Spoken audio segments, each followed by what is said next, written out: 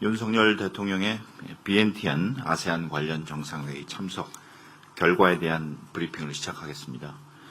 비엔티안 아세안 관련 정상회의 주요 일정, 개요, 그리고 성과의 순서로 말씀드리겠습니다. 10월 9일 어제 싱가포르 방문을 마치고 라오스에 도착한 윤 대통령은 10월 10일 오늘 오전 한 아세안 정상회의에 참석한 데 이어서 오후에는 아세안 플러스 3 정상회의에 참석했습니다. 이 외에도 윤 대통령은 오늘 다자회의 이외에 시간을 쪼개어 베트남, 태국, 일본, 라오스와 양자 회담을 가졌습니다. 조금 뒤 윤 대통령 부부는 저녁 8시부터 올해 아세안 의장국 라오스의 총리 부부가 주최하는 갈라 만찬에 참석할 예정입니다. 윤 대통령은 10월 11일 내일 첫 일정으로 호주와의 정상회담을 갖고 이어서 지역 내 최고위급 전략 포럼인 동아시아 정상회의 EAS에 참석해서 북한 문제와 우크라이나 지원을 포함한 영내 그리고 국제 안보 사안에 대한 우리의 입장을 밝힐 예정입니다. 한편 김건희 여사는 오늘 완다라 시판돈 라오스 총리 배우자가 주관한 아세안 관련 정상회의 공식 배우자 프로그램에 참석했습니다. 김 여사는 싱가포르, 캄보디아, EU 정상 배우자 그리고 인도네시아 부통령 배우자 등과 함께 라오 예술박물관을 같이 방문하고 이후에 오찬을 함께하며 친교를 나누었습니다. 그럼 이번 비엔티안 아세안 관련 정상회의의 개요 그리고 개최 의미에 대해 말씀드리겠습니다. 올해 아세안 정상회의의 주제는 연계성과 회복력 강화, 영어로는 Enhancing Connectivity and Resilience입니다. 국제사회의 지정학적, 지경학적 불확실성이 교차하는 가운데 글로벌 복합 위기가 가중되고 있습니다. 지속되고 있는 우크라이나 전쟁과 중동 지역의 긴장 고조, 그리고 글로벌 기후 위기는 국제사회의 에너지 위기와 식량 위기, 공급망 불안정을 심화시키고 있으며 그만큼 국제사회의 연대와 협력이 절실히 요구되고 있습니다. 이러한 시기에 열리는 올해 정상회의에서 아세안과 대화 상대국들은 연계성과 회복력 강화라는 주제로 위기를 기회로 전환할 방안을 논의했습니다. 연계성은 사람과 물자, 서비스가 자유롭게 흐르게 한다는 개념으로 영내 포용적 성장을 위해 꼭 필요한 목표입니다. 인적, 물리적, 제도적 연계성이 제고되면 위기 앞에서 우리의 회복력도 강화되고 공급망 불안과 기후변화 등 초국가적 위기에 대한 국제사회의 협력적 대응이 강화될 것입니다. 다음으로 윤 대통령의 아세안 관련 정상회의 참석 주요 결과를 말씀드리겠습니다. 대통령의 이번 아세안 관련 정상회의 참석 핵심 성과는 크게 한 4가지 정도로 요약을 드리고 싶습니다. 첫째는 아세안과 가장 높은 수준의 협력 관계를 수립했다는 것입니다. 두 번째는 한일중 협력과 아세안 플러스 3 협력의 선순환 구조를 촉진했다는 것입니다. 세 번째로는 북한 문제에 대한 강력한 메시지를 발신하고 국제사회와의 공조를 촉구했다는 것입니다. 그리고 네 번째로는 글로벌 중추국가로서 영내 및 글로벌 문제 해결을 위한 책임과 기여를 강조했다는 것입니다.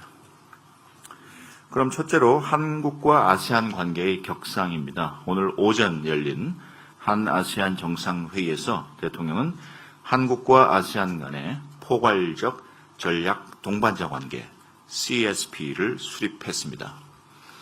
윤 대통령은 지난 35년간 비약적으로 발전해온 한국과 아세안의 협력 관계를 평가하고 이제 최고의 협력 단계에 진입한 한국과 아세안의 안보, 경제, 사회, 문화 전반에 걸친 미래지향적인 협력 비전을 제시하였습니다.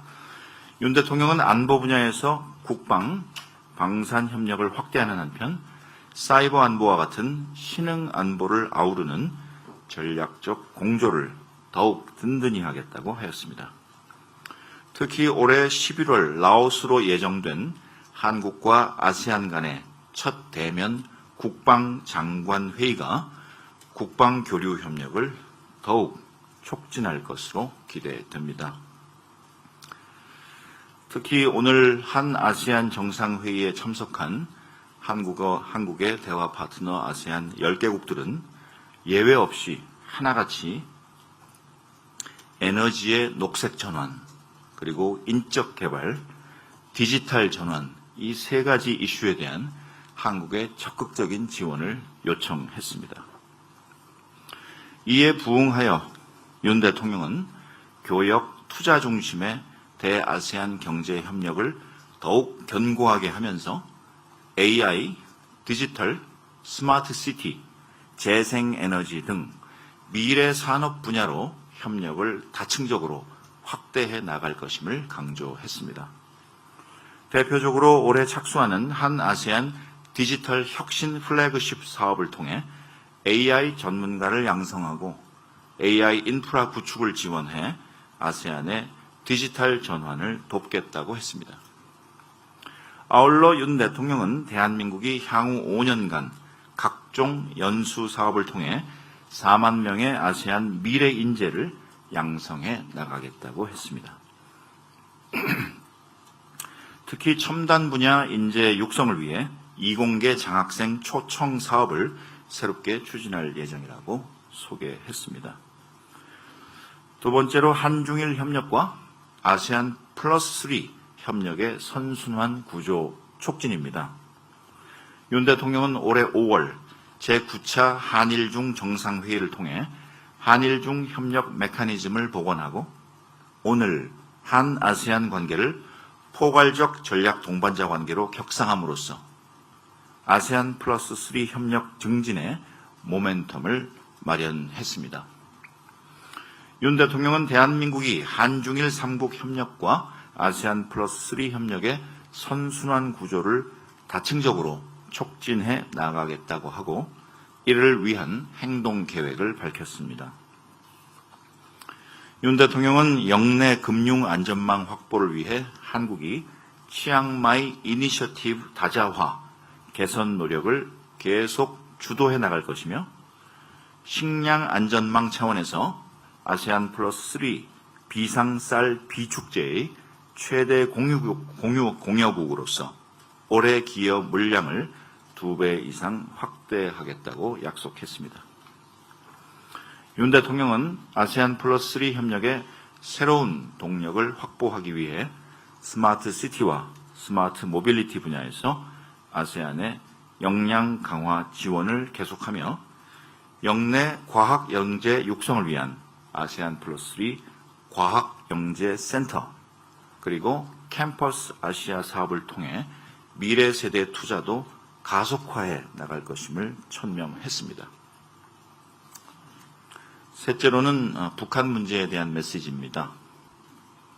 윤 대통령은 오늘 오전 한 아세안 정상회의에서 자유롭고 열린 통일 한반도의 비전을 담은 8.15 통일 독트린을 소개하고 인태 지역의 평화와 번영에 기여하는 통일 한반도 실현에 아세안 국가들이 힘을 모아줄 것을 당부했습니다.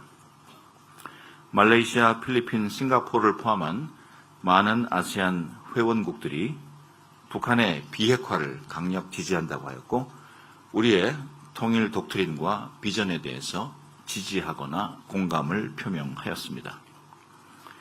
내년 10월 11일, 내일 10월 11일 열리는 동아시아 정상회의 관련 내용은 행사 종료 시까지 엠바고를 전제로 미래형으로 말씀을 드리겠습니다. 윤 대통령은 18개 인태 국가들이 참여하는 최고위급 전략 포럼인 동아시아 정상회의에서 대화와 인도적 지원 제의를 거부하고 오로지 정권 유지를 위해 핵개발에 몰두하는 북한의 행태를 지적할 것입니다. 또한 자유롭고 열린 통일 한반도를 향한 우리의 통일 비전에 대한 참석 정상들의 추가적인 호응을 촉구할 예정입니다. 한편 윤 대통령은 유엔 안보리 결의를 정면으로 위반한 러시아와 북한의 군사 협력에 대한 단합된 대응을 위해 국제사회가 연대를 강화해야 함을 촉구할 것입니다. 아울러 납북자 문제를 비롯한 북한 인권 문제와 인도적 현안에 대한 국제사회의 관심도 촉구할 계획입니다. 넷째로는 글로벌 중추국가 대한민국의 책임과 기여입니다. 윤 대통령은 내일 열리는 동아시아 정상회의에서 규범과 규칙 기반의 질서 위에서 대화와 협력을 통한 문제 해결의 중요성을 강조하고 이를 위한 대한민국의 기여 의지를 분명히 밝힐 것입니다. 윤 대통령은 미얀마 교착 상황을 해소하기 위한 즉각적인 대화의 필요성을 강조하고 우리 정부가 미얀마 인도적 상황 개선을 위해 작년 대비 4배에 달하는 2,300만 달러를 올해 지원할 계획임을 설명할 것입니다. 윤 대통령은 중동 지역의 긴장이 계속 고조되는 상황에서 대한민국이 안보리 비상임이사국으로서 중동의 조속한 평화 회복을 위해 모든 노력을 다할 것이라고 말씀할 것입니다. 윤 대통령은 국제법 원칙에 따라 남중국해에서 항행과 비행의 자유가 보장되어야 한다고 강조하고 우크라이나 평화연대 이니셔티브를 토대로 국제사회와 긴밀히 공조하며 우크라이나에 대한 안보, 인도, 재건 지원을 계속해 나갈 것임을 밝힐 것입니다. 별도 양자회담 결과입니다. 먼저 올해 아세안 의장국인 라오스와는 국가 주석과 오늘 오후 주석궁에서 회담을 가졌습니다. 양국은 내년 제수교 30주년 계기에 포괄적 동반자 관계를 수립하기로 하고 기후, 개발협력 관련 MOU 그리고 협정에 서명해 미래 협력의 기반을 다졌습니다. 오늘 양 정상 임석하에 서명된 3가지 기본협정은 한라오스 기후변화협력 기본협정, 구구의 산림 탄소 배출 감축 사업 협력 MOU, 한라오스 대외 경제 협력 기금 기본 약정 이렇게 3가지입니다. 뒤에 말씀드린 2개의 협약은 개정 그리고 갱신 내용이 되겠습니다.